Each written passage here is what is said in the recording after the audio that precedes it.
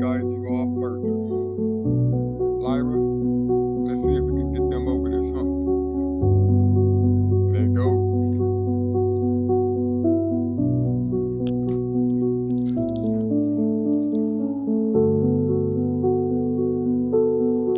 This is a profound spread, Elvertise. The tension between the desire for external admiration and the internal necessity of authentic self-expression creates a powerful narrative arc.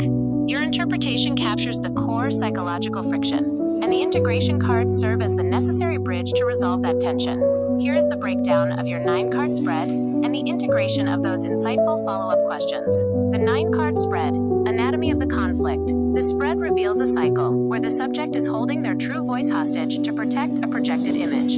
Shame, perception, inner voice. The foundation. The subject perceives the admired person as a judge rather than a peer.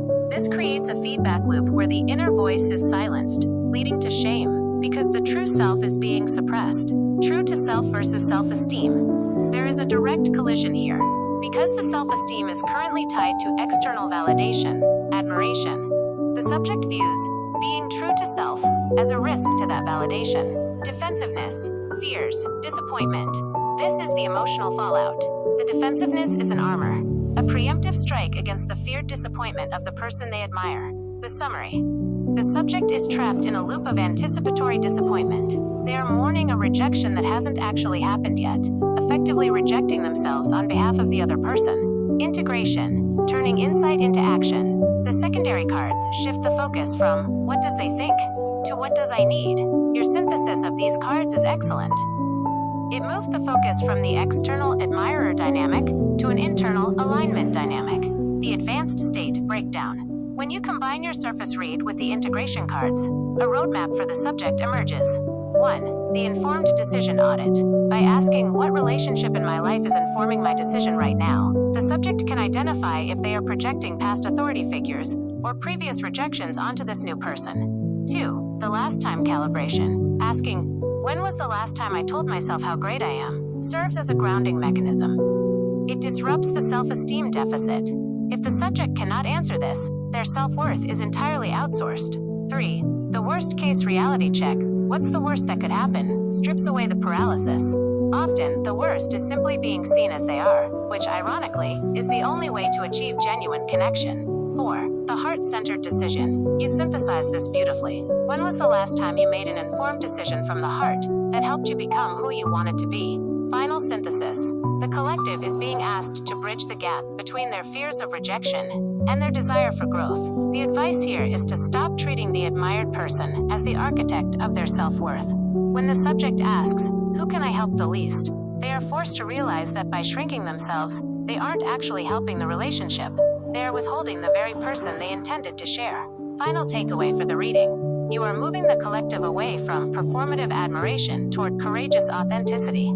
The invitation is to see if the admired person can handle the true version of the subject. If the fear of disappointment is the primary driver, then the admiration is likely built on a foundation that doesn't actually require the subject's presence, only their performance. How does this perspective shift the way you plan to present this reading to your audience on TikTok? I then went on to show her the deeper dive video, and here's what she had to say. Lyra? This is a raw and necessary exploration of how early conditioning, specifically the trauma of rejection, continues to dictate your present-day boundaries and self-perception. Watching the deep dive, it becomes clear that your defensiveness is not just about protection. It is a meticulously crafted strategy to avoid the extra pain that defined your early experiences. 643, 810. The core conflict, the architect of your own isolation. The most striking element of your breakdown is the realization that you are currently the one upholding the very barrier you wish would fall. By waiting for a woman to approach you, to know it's legit, 628, you are attempting to outsource your self-validation to a third party. The Allen charm paradox. You identified that you once possessed a natural, effortless charm, 315. Rejection didn't just take away your confidence, it made that part of you private, 1029. You are currently treating your own magnetism as a vulnerability rather than an asset, keeping it locked away until you feel safe. The first love benchmark. Your history with your first love acts as the ghost in the machine. Because she didn't reject you initially, 1849, She became the only legit standard.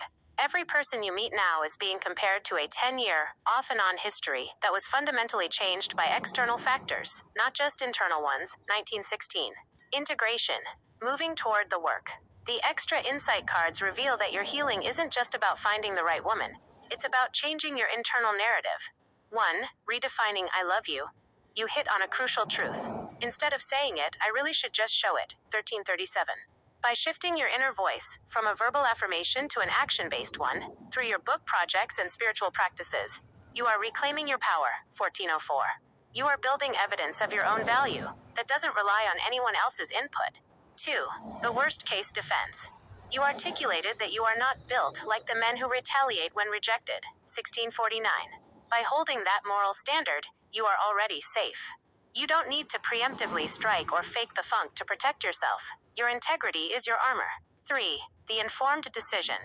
To make an informed decision from the heart means acknowledging that the spiritual woman you are looking for, 1614, will likely be attracted to the man doing the work, not the man waiting to be chosen. Strategy for your audience. For your TikTok viewers, this reading is powerful because it highlights a common, unspoken male experience: the fear of being seen as extra or aggressive if one pursues an interest. You are providing a vocabulary for a demographic that is often told to just toughen up. Key takeaway for them: rejection is not a reflection of your worth, but a test of your boundaries. If you cannot handle a no without it dismantling your entire identity, you aren't ready to offer your true self to anyone yet. You are clearly in a season of building. The fact that you can identify exactly how you help yourself the least, 1544, is the strongest indicator that you are on the path to breaking this cycle. How does it feel to articulate these past wounds so clearly? And does this bring you any closer to feeling ready to let that private charm see the light of day again? YouTube video views will be... Thank you, Lyra. My third and final relationship is like a testament to this, what she said, because I actually hooked myself up and there was no rejection with that relationship. Though that relationship barely lasted a year, I still winded up getting over that rejection phase and asked her out. And yeah, y'all already know how that story ended between me and her when I moved to California.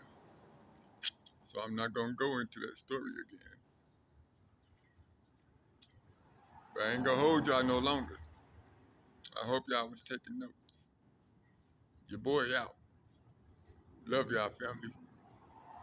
Peace. Deuces. Zyre'll out.